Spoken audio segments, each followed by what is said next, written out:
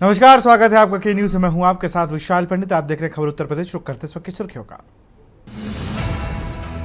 कासगंज में सीएम योगी ने नवनिर्मित पुलिस लाइन का किया उद्घाटन। 724 करोड़ की 60 विकास परियोजनाओं का किया लोकार्पण शिलान्यास। कासगंज में सीएम योगी ने पाकिस्तान पर बोला हमला। सीएम योगी ने कहा हमारी सेना ने पाकिस्तान में घुसकर धूल चटाई और करारा जवाब दिया।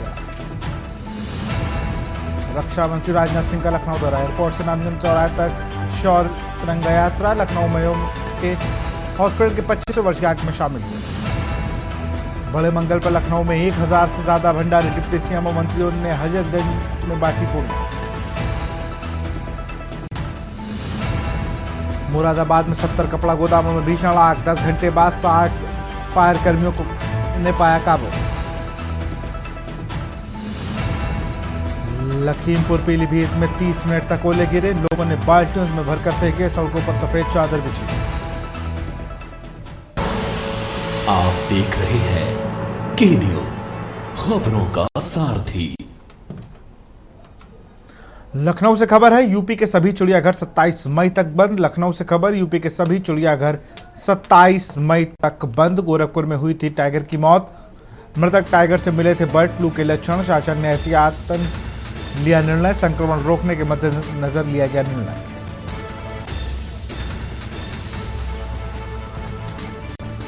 मृत टाइगर से मिले थे बर्ड फ्लू के लक्षण।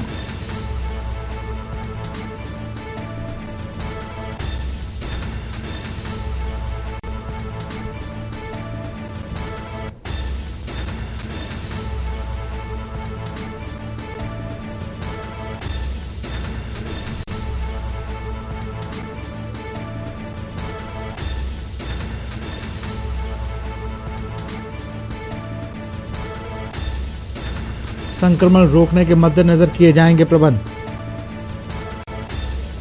और इसी खबर पर अधिक जानकारी के साथ कौशलेंद्र उपाध्याय फोन लाइन में जुड़ चुके हैं। कौशलेंद्र, अगर बात की जाए तो यूपी के सभी और इटावा टाइगर रिजर्व भी 27 मई तक बंद किया गया है। जी बिल्कुल, देखिए आपको बताएं कि जिस तरह से गोरखपुर में टाइगर की मौत हुई थी, उसके बाद से फैसला लिया गया कि जब तक जो है पशु चिकित्सालय बरेली से रिपोर्ट नहीं आ जाती है, तब तक जो है इलाज के लिए जू को बंद रखा जाएगा। तो 14 मई को फैसला लिया गया था। करीब सभी जू उसकी कमी हो और रिपोर्ट आने के बाद जो मानिटरी जो इलाज के लिए दस्ताने और ग्लव्स और मास्क पहनने के निर्देश जारी कर दिए गए हैं कि आप जो भी जानवरों को खाना वगैरह दे रहे हैं उसके लिए एहतियात बरतते हुए पूरी तैयारी के साथ उनको देख रेख करें। जी बहुत बहुत शुक्रिया आपका तमाम जानकारी के लिए। बहुत बहुत। सीतापुर से खबर है, कांग्रेस सांसद को हाईकोर्ट ने दी बड़ी राहत। सांसद राकेश राठौर के ट्रायल पर हाईकोर्ट की रोक। हाईकोर्ट जुलाई में करेगा मामले की अगली सुनवाई। न्यायमूर्ति सुभाष विद्यार्थी ने जारी किया आदेश। जिले की एमपी एमएलए कोर्ट में जारी हुई थी सुनवाई। 17 जनवरी दर्ज कराया गया था यौन शोषण का केस। पीड़ित महिला ने दर्ज कराया था यौन शोषण का केस। 16 मई को कोर्ट ने तय किए थे आरोप। 28 मई को मामले में होनी थी गवाही।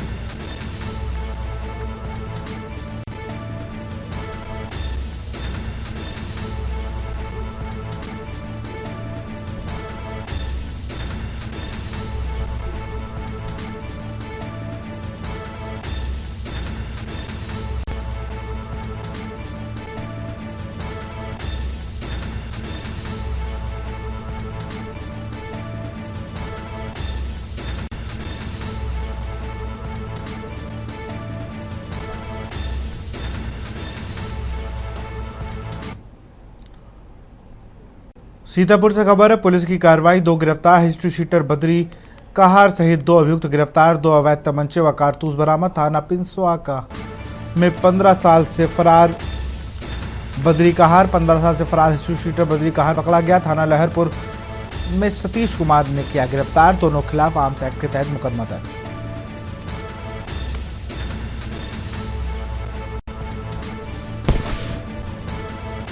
थाना पिसावा में 15 साल में फरार बद्री कहार।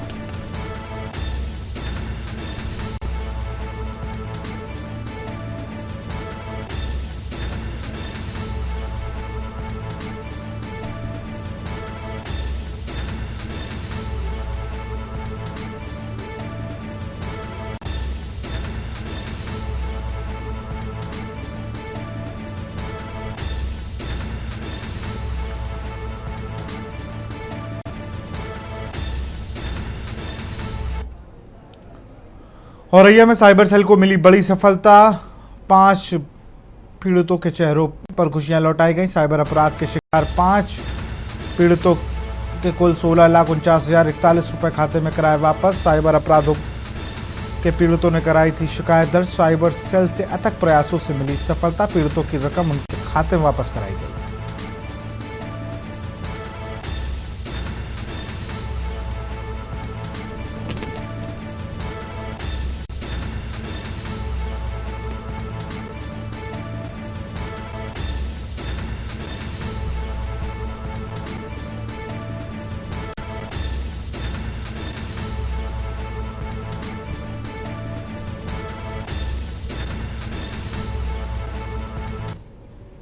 आज दिनांक 20/5/2025 को जनपद औरैया का साइबर पुलिस टीम द्वारा 5 आवेदनकर्ताओं को अपना साइबर क्राइम के माध्यम से गया पैसा बरामद करके दिया है। इसमें कुल मिला के 16,49,000 रुपए से अधिक पैसा पुलिस द्वारा आवेदकों को वापस दिया गया है। इसमें सबसे ज्यादा रिकवरी 7/25 मुकदमा अपराध संज्ञा जो cyber crime police station Auraiya में पंजीकृत किया गया है, इसका वादी को 12,88,811 रुपए पुलिस सकुशल बरामद करके दिया है। लगातार उत्तर प्रदेश पुलिस द्वारा साइबर अपराधियों के खिलाफ चलाए जा रहा अभियान के तहत औरैया पुलिस में भी कार्रवाई किया जा रहा है। जल्द से जल्द ज्यादा से ज्यादा साइबर क्रिमिनल्स को गिरफ्तार कर अग्रिम कार्रवाई किया जाए। सीतापुर से खबर है, जिले में बढ़ रही चोरी की वारदातें। संधना में मेडिकल स्टोर मालिक के घर चोरी, चोरों ने तोड़ी दरवाजे की कुंडी, 1.80 लाख रुपए चुराए। पहले चौराहा पर सर्वेश यादव के घर की घटना, चोरी की वारदात सीसीटीवी कैमरे में कैद हुई।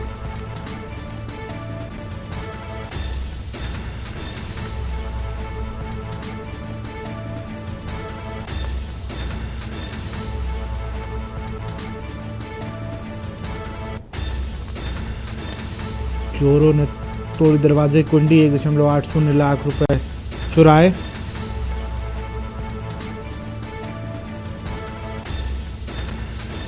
चोरी की वारदात सीसीटीवी कैमरे में हुई कैद।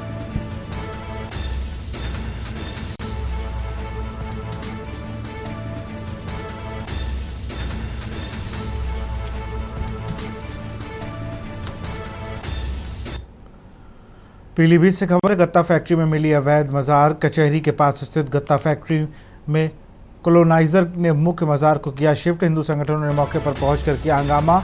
मौके पर पहुंचकर एसडीएम और कोतवाली पुलिस ने प्रदर्शनकारियों को दिया था कार्रवाई का भरोसा। 2 दिन में जांच पूरी कर कार्रवाई का दिया भरोसा।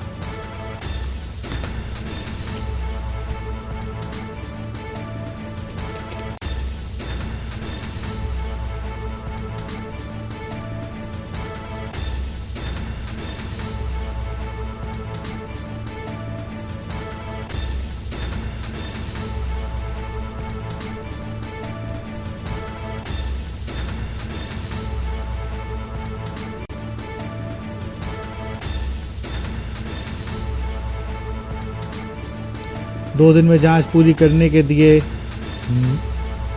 भरोसा।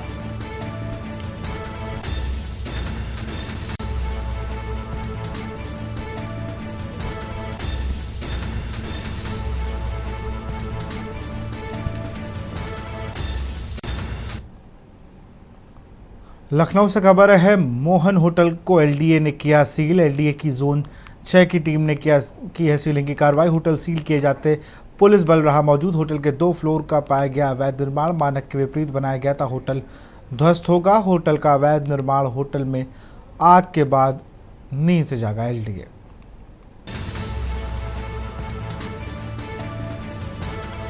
एलडीए की जोन 6 की टीम ने सीलिंग की कार्रवाई की।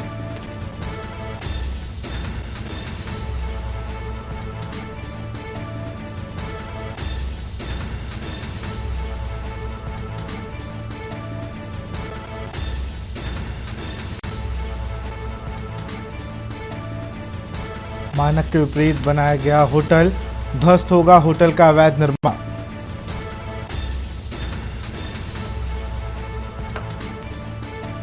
होटल में आग के बाद नींद से जागा एलडीए। होटल सील किए जाते पुलिस बल रहा मौजूद।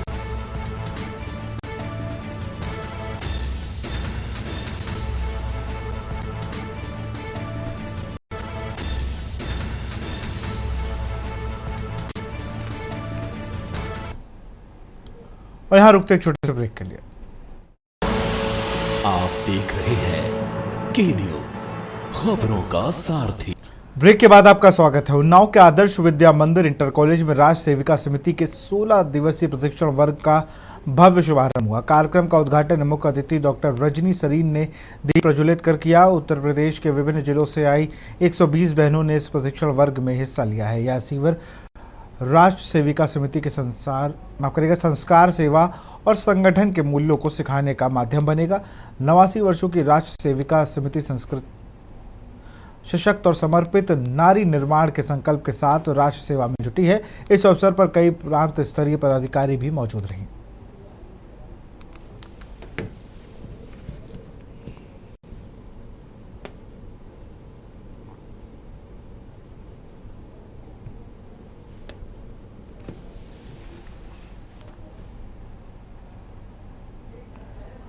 खबर राजधानी लखनऊ से है, जहां गर्मियों के दौरान प्रदेश के ग्रामीण इलाकों में जल आपूर्ति का कोई संकट न हो, इसके लिए जल शक्ति मंत्री स्वतंत्र देव सिंह जिले का दौरा कर जल जीवन मिशन योजनाओं की जमीनी हकीकत जानेंगे। पहले चरण में जल शक्ति मंत्री बुंदेलखंड और विंध्य के 9 जिलों का दौरा करेंगे। इस दौरान गाँव का औचक निरीक्षण कर लोगों से फीडबैक लेंगे। इसके लिए खाका तैयार करने के निर्देश मंगलवार को जल शक्ति मंत्री ने बुंदेलखंड विंध्य में जल जीवन मिशन परियोजना की समीक्षा बैठक में दी। जल शक्ति मंत्री ने अधिकारियों से हर जिले में घोषित हर घर जल गांव की सूची भी मांगी। इस दौरान जल शक्ति राज्य मंत्री रामकृष्ण निषाद और प्रमुख सचिव नमामि गंगे एवं ग्रामीण जल आपूर्ति विभाग अनुराग श्रीवास्तव समेत विभागीय अधिकारी मौजूद थे। बैठक में जल शक्ति मंत्री ने काम में लापरवाही बरत रही एजेंसियों को चेतावनी देते हुए कहा कि अगर काम में कोई भी गड़बड़ी मिलती है तो दोषियों को जेल भेजा जाएगा। जल शक्ति मंत्री ने थर्ड पार्टी एजेंसी को निरीक्षण का रोजाना रिपोर्ट तैयार करने के निर्देश दिए हैं। मिर्जापुर में काम की धीमी रफ्तार पर कार्यदायी संस्था पर होगी कार्रवाई। समीक्षा बैठक के दौरान प्रमुख सचिव नमामि गंगे एवं ग्रामीण जल आपूर्ति विभाग अनुराग श्रीवास्तव ने मिर्जापुर में जल जीवन मिशन के कामों की धीमी रफ्तार पर नाराजगी जताई। उन्होंने कहा कि कार्यदायी संस्था राम की बाबा और मेघा के कार्यों की जांच करना और गड़बड़ी पाए जाने पर कार्रवाई के निर्देश दिए गए।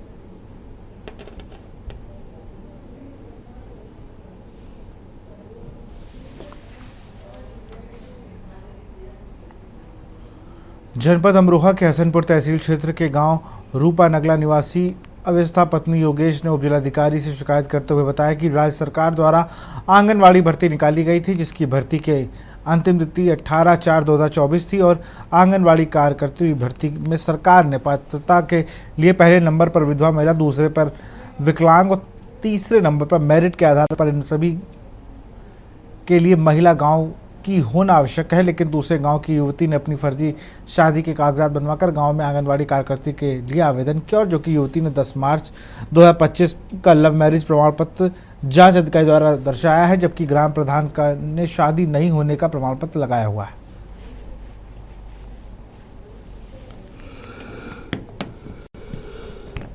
आंगनवाड़ी और सकतपुर से एक लड़की ने आवेदन किया है जिसकी शादी नहीं हुई और वो जितेंद्र के साथ शादी होने का दावा करती है और उसके साथ फर्जी शादी के कागजात जमा किए हैं, डॉक्यूमेंट्स लगाए हैं फर्जी सर्टिफिकेट बनाकर। और उसकी जो शादी है अब वहाँ पर गजरौला खुशी फार्म हाउस में 17 तारीख को की गई है। ये शादी का जो सर्टिफिकेट है ये कितने दिन पहले का लगा हुआ है? ये 2 साल पहले का 2023 की शादी दिखा रहे हैं और शादी अब 2025 में हुई है। पीलीभीत में अवैध मजार का एक अजीबोगरीब मामला सामने आया है। यहाँ पर प्रॉपर्टी डीलरों ने एक मजार को हटाकर उसकी दूसरी जगह शिफ्ट कर दिया, जबकि यह खुद प्रॉपर्टी डीलर हिंदू धर्म के पुजारी हैं। पीलीभीत के सदर कोतवाली क्षेत्र के टनकपुर हाईवे के किनारे एक कॉलोनी काटी जा रही है। इस कॉलोनी के बीचों बीच एक मजार बनी हुई थी। पहले इस मजार के चारों तरफ 12 फुट की दीवार खड़ी कर दी गई, उसके बाद बीच में बनी मजार को ध्वस्त कर दिया गया। ध्वस्त करने के बाद उसको प्रॉपर्टी डीलरों ने बिल्कुल किनारे एक छोटे से कमरे में शिफ्ट कर दिया।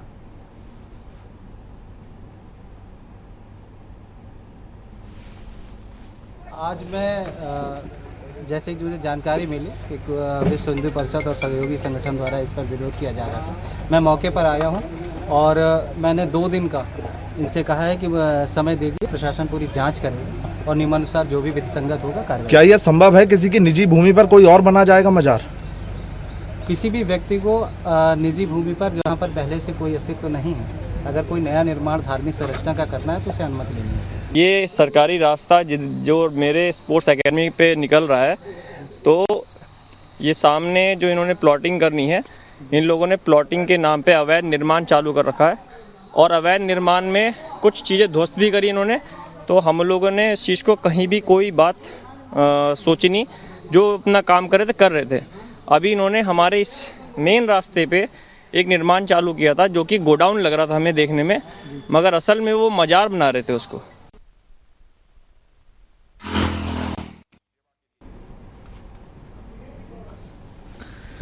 इसी खबर पर अधिक जानकारी का शुभम मिश्रा जुड़ चुके हैं। शुभम, अगर बात की जाए तो किसी दूसरे की ज़मीन पर शिफ्ट कर दिया मज़ार को अपनी ज़मीन से हटाकर।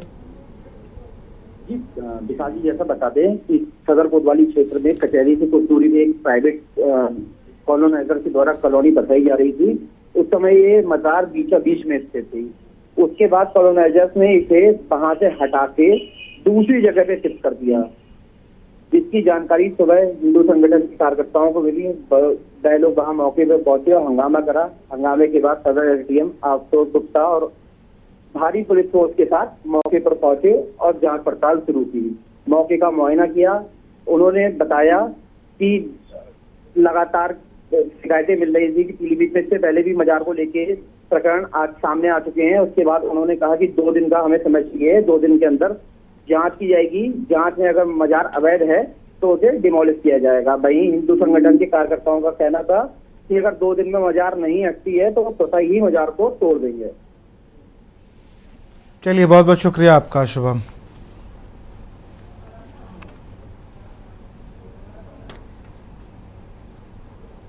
खबर कानपुर से है, जहां उप मुख्य यातायात प्रबंधक उत्तर मध्य रेलवे की तरफ से जारी पत्र में उत्तर प्रदेश के रेल विकास संबंधी प्रचलित और पूर्ण विकास कार्यों पर प्रकाश डालते हुए बताया गया कि आगामी 22 मई को प्रधानमंत्री नरेंद्र मोदी द्वारा वर्चुअल उद्घाटन के माध्यम से गोविंदपुरी स्टेशन के 25.5 करोड़ की लागत से पुनर्विकास के कार्यों को पूरा करते हुए आम जनता के लिए उन सुविधाओं को उपलब्ध कराया जाएगा। जारी पत्र में बताया गया है कि पिछले बजट में उत्तर प्रदेश को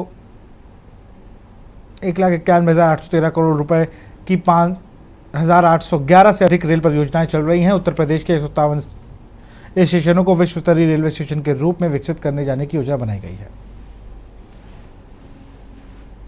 ये कार्यक्रम जैसा कि पता है कि अमृत भारत स्टेशन योजना जो भारतीय रेलवे की चल रही है माननीय प्रधानमंत्री जी के मार्गदर्शन में, जिसके अंतर्गत फरवरी 2024 में करीब 550 स्टेशनों का शिलान्यास माननीय प्रधानमंत्री जी द्वारा किया गया था।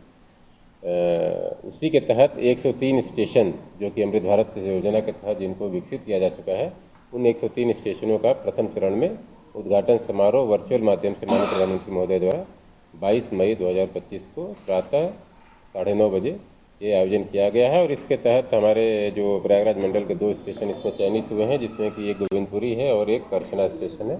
तो गोविंदपुरी स्टेशन पे ये जानकारी देने के लिए प्रेस कॉन्फ्रेंस का आयोजन किया गया है। फर्रुखाबाद जनपद के मोहम्मदाबाद स्थित major SG Singh PG college में आयोजित एक विशाल एवं भव्य उद्घाटन समारोह के दौरान मेजर एसजी सिंह विश्वविद्यालय के संरक्षक डॉक्टर बाबू सिंह यादव, दद्दू जी कुलाधिपति doctor Anar Singh Yadav, chairperson doctor Anita Yadav, director doctor Amita Yadav, प्रति कुलाधिपति doctor Anchal Singh Yadav, vice chairperson doctor Darshita Yadav व मैनेजिंग डायरेक्टर अच्युत यादव द्वारा संयुक्त रूप से शिलापट का अनावरण करके कॉलेज गेट पर नवनिर्मित श्री बालाजी मंदिर में स्थापित श्री बालाजी के विधि विधान से पूजा अर्चना कर व आरती करके मंदिर का उद्घाटन किया गया। आपके महाविद्यालय में बालाजी मंदिर का जो उद्घाटन हुआ है और इसमें जो मूर्ति प्राण प्रतिष्ठा की गई है बालाजी महाराज की, तो क्या संदेश देना चाह रहे हैं आप? देखिए, वैसे तो माँ और पिता सबसे बड़े भगवान से भी बड़े, क्योंकि उन्होंने जन्म दिया, लेकिन माँ बाप के भी बाद हम सबके लिए भगवान होते हैं, क्योंकि आत्मा में भी भगवान अंदर से भी तो ये मन में भाव है कि ईश्वर महान है और ईश्वर के चरणों में जाना चाहिए। हमारे जैसे अध्यक्ष जी प्रतिदिन गंगा मैया, तो बात माँ से ही शुरू होती है। ये माँ और पिता का स्मरण करने के लिए मंदिर एक ऐसा स्थान है जहाँ पर हम भगवान के साथ उनको स्मरण करते हैं। और चूँकि महाविद्यालय, हमने अभी तक विश्वविद्यालय में एक मंदिर बनवाया, और आप हमारा देखिए जो वेबर रोड पे कॉलेज है, नर्सिंग कॉलेज और लॉ कॉलेज, ये सब वहाँ पर भी बनवाया। चूँकि ये क्षेत्र हमारा जैसे नहीं कहीं जड़ कही जाती, और जड़ हमेशा सिंचित रहती है, हरी रहती है, वो एक मन में भाव आया। और लोगों ये प्रेरणा कहाँ से मिली आपको? ये प्रेरणा तो देखिए ऊपर वाले से मिलती है, और माँ बाप से मिलती है, और समाज से भी मिलती है।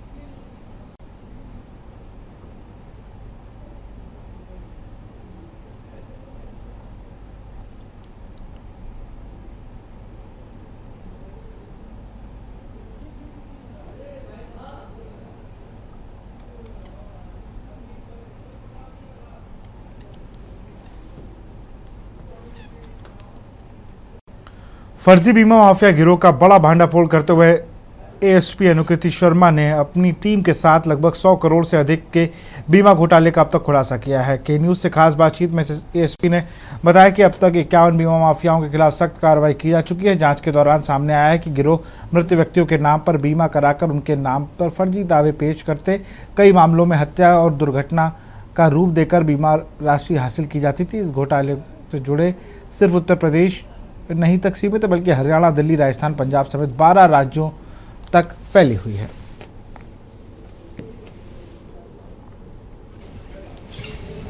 नमस्कार, आदाब। आज हम संबल के मुख्यालय पर हैं। यहाँ पर हमारे साथ एक ऐसे अधिकारी हैं जिनकी जितनी तारीफ की जाए उतनी कम है। क्योंकि हम इसलिए नहीं बोल रहे हैं कि एक अधिकारी हैं, क्योंकि हम इसलिए बोल रहे हैं कि वो काम करने में पीछे नहीं है। या वो बीमा माफिया हो, या वो बाइक माफिया हो, या ट्रैक्टर माफिया हो, अनेक खुलासे मैडम ने किए हैं। और आज हमारे साथ के न्यूज चैनल पर मौजूद हैं संबल की एएसपी अनुकृति शर्मा जी, जो कि अपने बयान पर साफ तौर पर बताएंगे कि कितना करोड़ रुपए का फर्जी बड़ा हुआ था बीमा को लेकर और कितना खुलासा किया है।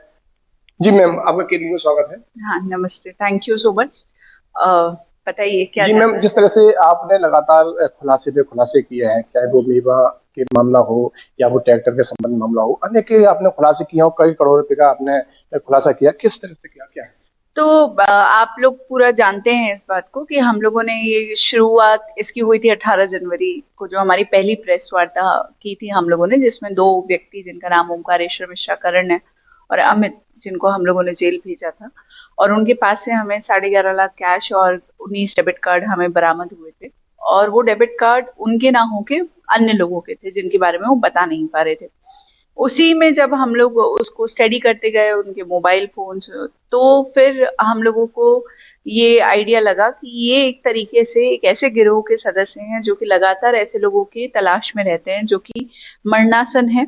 और कुछ केसेस तो हमें ऐसे आए जहाँ पे मरे हुए व्यक्तियों का ये लोग फ्रॉडुलेंटली बीमा कराते हैं उन लोगों को, क्योंकि वो लोग अशिक्षित होते हैं, गरीब होते हैं, उनके घर में किसी को गंभीर बीमारी होती है, पैसे की आवश्यकता होती है, तो उसकी जो वो उस समय असहाय होता है उसका फायदा उठाते हुए वो लोग उसको कहते हैं कि सरकारी स्कीम का फायदा करा देंगे या कोई ऐसा बीमा करा देंगे जिससे तुम्हें बीमारी में पैसा मिल जाए।